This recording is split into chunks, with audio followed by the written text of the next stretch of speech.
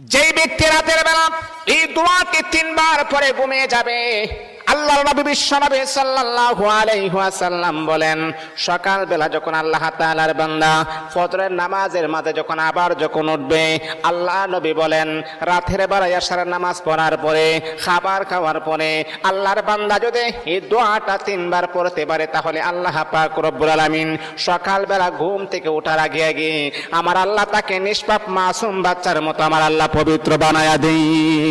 দোয়াটা সবাই আমরা জানি, আমরা সবাই কিন্তু দোয়াটা জানি, কিন্তু আমরা আমল করি না। দোয়াটা হলো আস্তাগফিরুল্লাহাল্লাযী লা ইলাহা ইল্লা হুয়াল হাইয়ুল কাইয়্যুম ওয়া আতুবু ইলাইহি লা হাওলা ওয়ালা কুওয়াতা ইল্লা বিল্লাহিল আলিয়্যিল আযীম।